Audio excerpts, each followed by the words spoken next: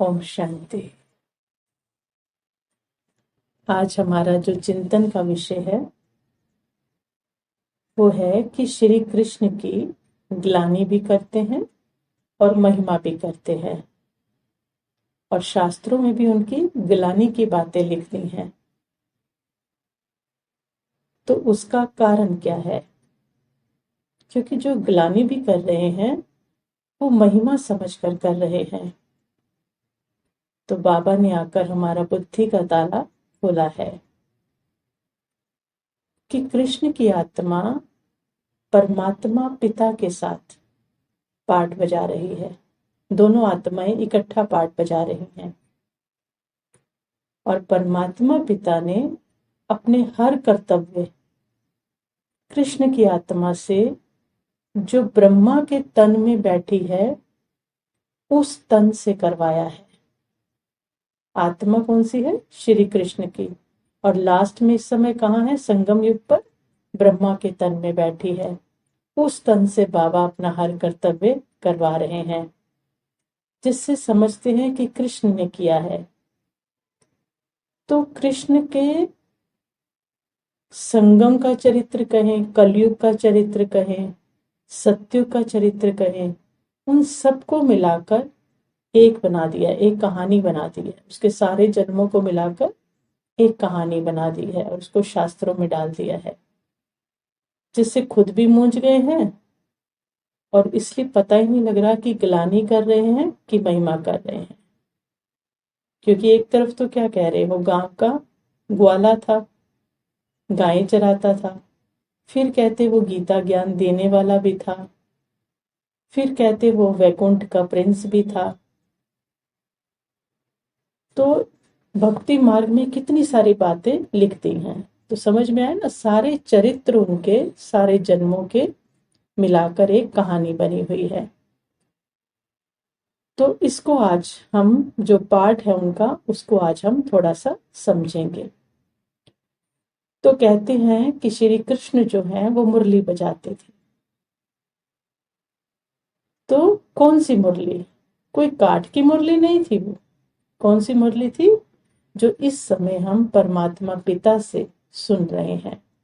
लेकिन क्या लगता है कि वो क्या समझे भक्ति मार्ग में कि कोई काठ की मुरली होती है, उसका यादगार बना दिया कि जिसको सुनने के लिए दूर दूर से गोपिकाएं भागी आती थी, उनको अपनी सुध बुध भूल जाती थी। तो वो अब प्रत्यक्ष सीन हम देख रहे हैं ना, कि वो मुरली जब बजती है तो सभी आत्माएं कैसे भागी आती हैं। कहीं भी हैं अपने घरों में, देश विदेश में वो मुरली हर जगह बज रही है, और सभी आत्माएं उसको पीछे भाग रही हैं, दीवानी हो रही हैं मुरली की। और स्वयं श्री कृष्ण भी मुरली का इतना दीवाना था, तो उसको नाम क्या पड़ गया? उसका मुरलीधर पड़ गया। तो कौन था मुरली का दीवाना? तो उसको अपने साथ रखता था मुरली, कभी भी उस मुरली को जुदा नहीं करता था। तो मुरली उसकी पहचान है, हमेशा उसके हाथ में दिखाई है, इसलिए मुरलीधर कहा।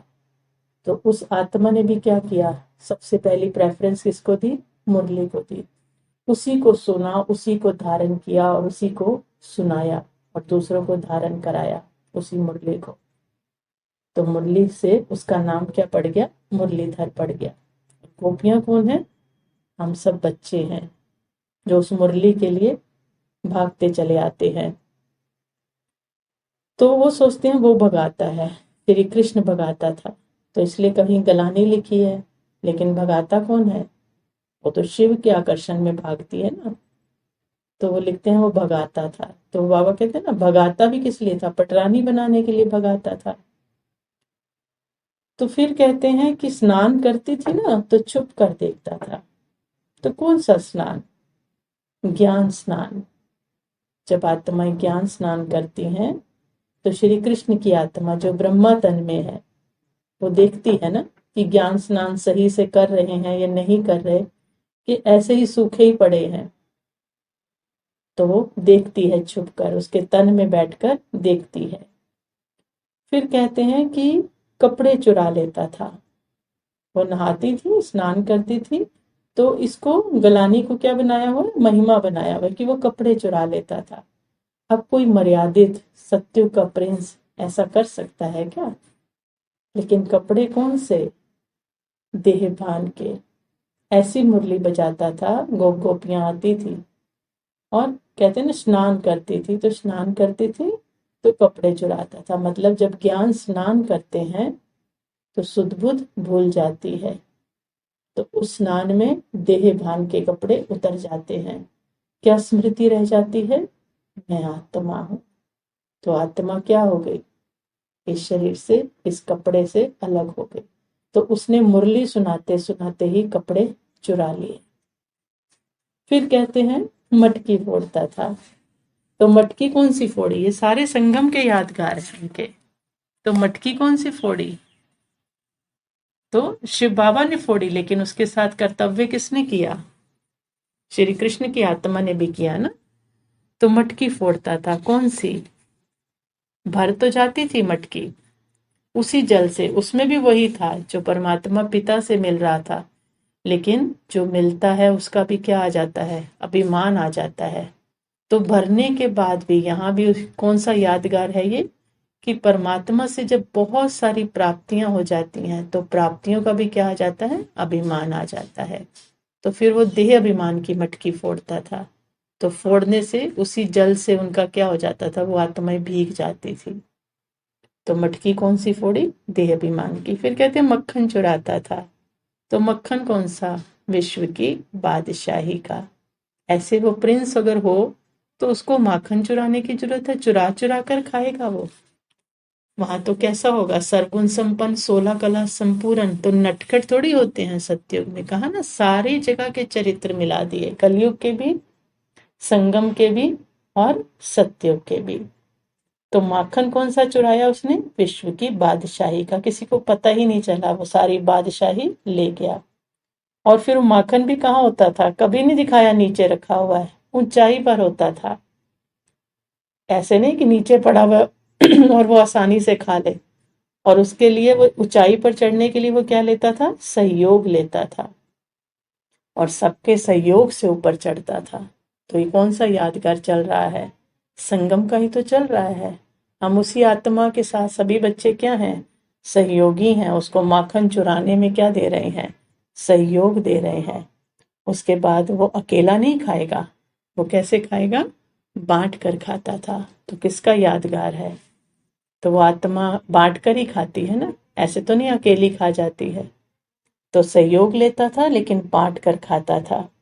और फिर क्या दिखाया है कि वो जब 5 विकारों रूपी नाग पर उसने डांस किया। किया किस पे? उन्होंने तो कहा काले नाग पर किया है, लेकिन काले नाग का मतलब इतना उसने विकारों को जीत लिया कि वो उनके ऊपर इतना निश्चिंत हो गया कि उसने उसके ऊपर भी खड़े होकर डांस किया, मुरली बजाई। तो विकार भी उसका बाल भी बांका नहीं कर पाए। तो ये सारी महिमा है जिसको उन्होंने गलानी के रूप में दिखाया है। और उनको समझ नहीं आ रही भक्ति मार्ग, हमें भी समझ नहीं थी। हमें भी तो किसने बताया? परमात्मा ने बताया ना, कि हम उसके यादगारों को मना रहे हैं, और उसके यादगारों को मना रहे हैं, लेकिन समझ नहीं आ रहा है कि हम गलानी कर रहे हैं कि महिमा कर रहे हैं। तो थी तो महिमा ही ना, लेकिन उसको स्थूल में ले गए तो वो लगता है गलानी है, लेकिन वो यादगार है। तो यादगार भी क्या है? यादगारों में भी हम उसको ये नहीं कह सकते वो कपड़े चुराता था। लेकिन अब हमें बाबा ने हर चीज का स्पष्टता बताई है, जिससे हम श्री कृष्ण जो पहला प्रिंस है सत्युग का, उसका क्या करते हैं? सम्मान करते हैं, उसके सहयोगी बनते हैं। और जब ऐसे सहयोगी बनेंगे तो उस आत्मा के साथ हम सभी आत्माएं भी कहाँ आएंगी? सत्युग की राजधानी में, सत्युग में आएंगे उसके साथ। अच्छा, ओम शांति।